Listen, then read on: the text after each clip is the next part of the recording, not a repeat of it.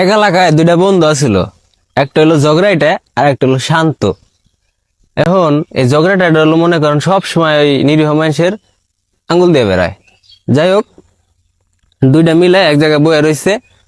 ঝগড়াটা কইতেছে, কয় দোস্ত আমরা দুইজনই তো বেকার, চল আমরা কোনো ব্যবসা বাণিজ্য করি গে। এখন ওই শান্তটা কইতাছে, কয় না রে, তুই যে যাওরার যাওরা, যে পুংটার পুংটা, তোর হাতে তো আমি ব্যবসায় যামুই না। তুই ব্যবসায় লাল বাত্তি জ্বালাই লাবি, তুই একা একা ব্যবসা করে গা। এখন যাই হোক, এই কথা কইছে, ঝগড়াটা রাগ মাগ কইরা চলে গেছে গা।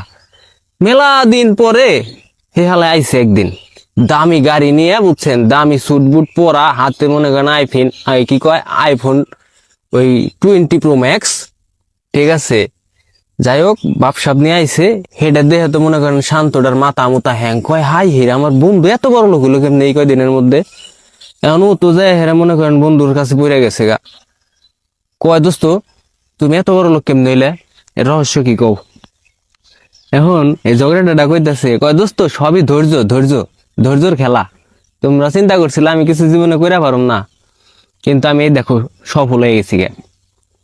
এখন এই শান্তটা তো মনে করেন ও তো টেনশনে পড়ে গেছে, কয় কি ব্যাপার, কি ব্যাপার, আমার বন্ধু এত তাড়াতাড়ি এত কিছুর মালিক হলো কেমনে।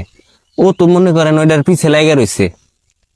এখন ওই ঝগড়াটার কাছে যায়, ও জিগাইছে, কয় দোস্ত তুমি আমার কও, সত্যি কথা কও, কি হইছে তোমার, তুমি কি কাম করো, এত টাকা তুমি কেমনে কামাইলে। এখন ও তো মনে করেন কইতাছে না। এদিকে শান্তটাও মনে করেন নাসুর বান্দা, ও ছাড়তেছেই না, ও শুই নাই ছাড়বো। পরে যাই হোক, ওই ঝগড়াটা চলে গেছে গা। এখন এই শান্তটা চারপাশে মানে যত চেনা পরিচিত লোকজন যত যা আছে সবার কাছে খোঁজ লাগাইছে, কেউ ওর খোঁজ দিতে পারে না। পরে যাই হোক, কোনোভাবে যে কোনোভাবে ওর খোঁজ হলো ম্যানেজ করছে। গেছে ওর অফিসের সামনে, যাইয়া দেখে, বুঝছেন, দেশের যত নাম করা মানে নামি দামি মন্ত্রী, এমপি, হ্যাঁ, ডাক্তার, ইঞ্জিনিয়ার, যত বড় বড় লোকজন আছে সবাই গাড়ি নিয়ে ওর অফিসের সামনে ওয়েট করতেছে, মানে সিরিয়াল দিছে।